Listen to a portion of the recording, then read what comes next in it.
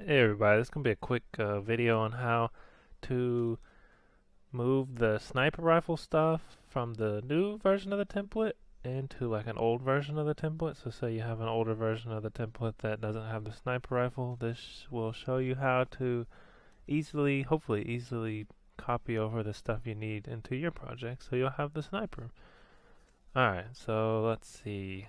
I'm not going to go through it step by step, I'm actually making the nodes, but I'm just going to show you how you can do it. So what I would do is I would open up a brand new project. I would go into Epic Games and create a new project, and then you can open up your project and then the new one side by side. That way you can just copy the stuff from the new one that you need over into your project. So the first thing you'd probably need is the actual sniper scope widget, which is under, I believe, weapons, and there's a folder called sniper scope widget, and that's what has the actual texture for the sniper scope and then the actual widget itself. So you need to move those over, and let me just close the Discord there. So you'll need to move that over, and also you'll need to, let's see, you'll go into your player HUD widget, which is under widgets, HUD, and then player HUD widget, and you want to add that sniper scope widget to the I think it's under to the actual HUD. So you would click right here on HUD, and then you just come up here to type in sniper scope widget BP, and you drag this onto the HUD right there, and that will put it on your HUD, and it shouldn't show up or anything, but it'll show up when we use it. Alright, so now that you have that, we'll have to go into the weapon info struct. If you don't know where that's at, it's under weapons and weapon info struct here. Open that up. At the very top up here, you're going to hit add new variable. Let me just show you that. Right here, you would add new variable, and then you scroll all the way down to the bottom, and it would, you want to make a new variable. I called it use sniper scope. Make sure you type it the exact same way, especially if you're going to be copying and pasting over nodes and code. Make sure it's spelled use sniper scope with capital letters and stuff. And then make it a boolean. And then once you have that, you need to go into the actual weapon info table, which is right here. Open this up, and basically at the bottom of each weapon, you'll have this new variable called use sniper scope. And if you have it checked, then the weapon uses a sniper scope. If you have it unchecked, then it won't use a sniper scope. All right. And let's see, the next thing we want to do is we want to go into the third person character, and then on the left hand side there is a set active weapon variables function. We're going to double click that and open it up. Looks like this with a bunch of nodes. And what we're going to want to do is at the bottom of this is, mine's in the middle because I've added more stuff, but at the bottom of yours is where this new boolean variable is going to be, and it's going to say use sniper scope.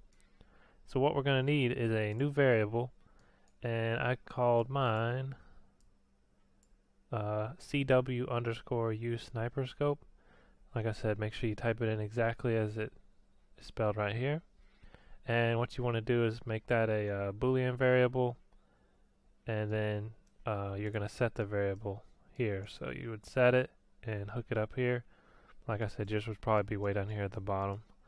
It would just plug in down here at the bottom, plug in here, and then set it, connect it to this over here, to the pin.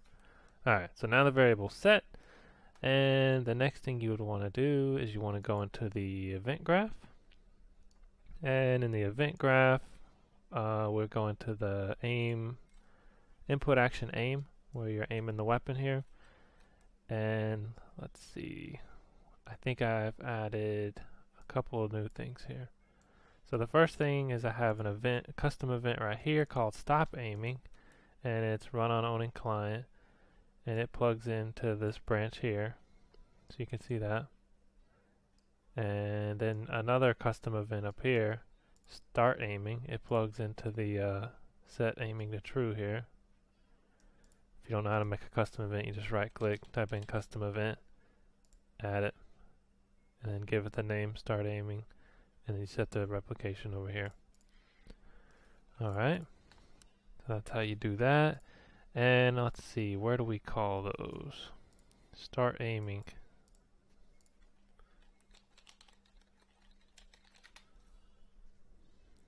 So let's see, we call start aiming here, which is at the end of reloading. So if you go to the reloading event here, and you scroll all the way to the end, and let's see, you add this part right here. Right after a set is reloading to false, you get the player controller, and you get the aiming key, and you say is input key down, and if true, then start aiming. Now I can't remember if I've actually set this aiming key as a variable or not, so let's go back. If you double click this, start aiming, take you back to the input action aim. It's been a while since I added sniper rifle, so if you don't have these, then just go ahead. If you don't have these two, a variable called aiming key, you can drag off of this and promote it to a variable and call it aiming key, and then just make sure you set it right here when you press it, and then set it again when you release it. Okay? So you might want to just pause the video like right here and make sure yours looks like mine. Like that. Alright. Let's see, what else? We need to do the same for the stop. So the stop aiming right here, where do we use that? Or what do we call that? Let's see. So we have this one. This one is up here. So under the sprinting, under start sprint, let's see, it's right after is aiming is set to true. You want to add in this stop aiming here. So yeah, I'm just giving you a second to look at it so you can make yours look like that as well. And then let's see, where else do we gotta do it? We have to do it inside of the reloading. So input action reload. Right after you set is reloading to true, you want to hit the stop aiming. This may actually already be here, but if it's not, go ahead and add it in between this and this. Add that. And the last one is under event any damage. So after you've died. So after you're down, you put in the stop aiming, so that way you can't aim when you're down. Alright, and that should be it. Now let's head back to the input action aim event here, and let's go over to the right hand side here, and so this is where the actual timeline for the zoom for your FOV and zoom in when you aim is. And what we're going to do is we're going to put a sequence before these, and you'd plug this one goes into there, and this one goes into the reverse. But then on the second branch, which is then one on the sequence, that's where we're going to come down here. Let me move this over so you can see a little bit. Come down here, and the first one's going to say, are you using current weapon using the sniper scope? If true, you want to cast to your player controller, and you're going to get the HUD widget reference, and then off of that you're going to get the sniper scope widget blueprint, and then off of that you're going to get the sniper scope fade, which is an animation that lets the sniper scope fade in and out of existence. Then you drag off of it, as you can see here, and you type in play animation, and the target is the actual sniper scope widget blueprint. The in animation is the sniper scope fade. And you're going to do pretty much the same thing on this one down here on this pin on the second sequence. It's going to come down, do the same check, and use the same thing. Only see how the first one is set to play it forward. This one, play mode, is going to be set to reverse. It'll play it in reverse. That's what makes the sniper scope appear and then unappear, like in a fade type animation, instead of just popping on the screen. So I think that may be all that you have to do. Well, no, wait. There's a couple more things. The most important part, the actual bullet trace. So how the sniper rifle shoots. So on the left-hand side under functions, we got to go to bullet trace, open it up, and as you can see, it's pretty big. It's pretty massive. So if I were you, what I would do if you're upgrading from your old project and trying to get this new one is, here's the start. You can always disconnect this and leave. You can move it down and you can leave what your existing line trace stuff was. Leave it up there, and then you can come into your new project, and in your new project you can literally just click and drag and copy all this, Control C, and then go over to your old project and Control V, paste it in, and then just connect this node up to it. And I say to do that because, so let's say you copy and paste it over, you plug this in and it doesn't work or something's weird, and then but you deleted all your other stuff, then your guns ain't gonna shoot anymore. So it's better safe than sorry to just keep your old existing logic, try out the new logic, which is this right here, and if this works, then you're good to go, and you can delete your old logic if you want. But if it doesn't, you could just plug this back into your old logic and you're on your way again. So yeah, I don't really want to walk through all of this because I have another YouTube video on snipers that covers a lot of it. The only thing that it doesn't cover is I missed I think an addition node. Oh, didn't mean to do that.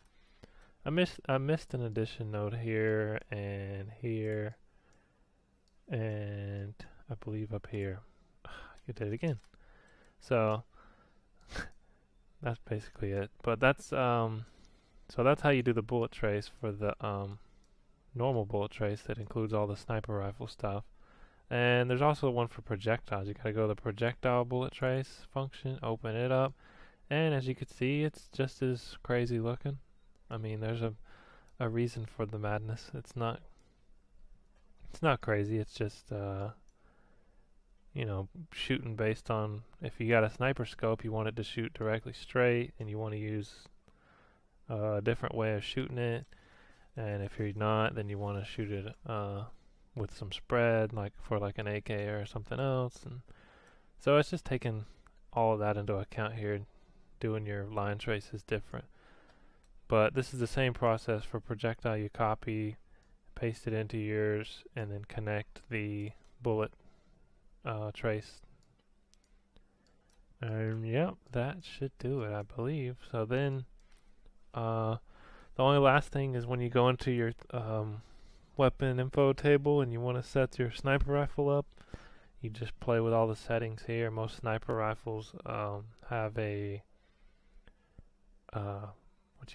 no recoil or little recoil. Like I made the horizontal recoil 0 because you don't want the sniper rifle to kick left and right, but I made it kick up a little bit, just a tiny little bit to make it kick up. And I think that's about it. You may want to adjust like the spread. Where's that at? The spread is in here for sniper rifles. I think I zeroed it all out. Aim spread 0 0. I think all these actually even get. No, I don't know. We'll see. I think aim spread is 0, meaning when you're aiming down with your scope, there is no spread to the bullet, but there is spread if you're not aiming down. So like, if you just blind fire a sniper rifle, it's not gonna just laser beam straight in front of you. It's gonna hit in a big spread. So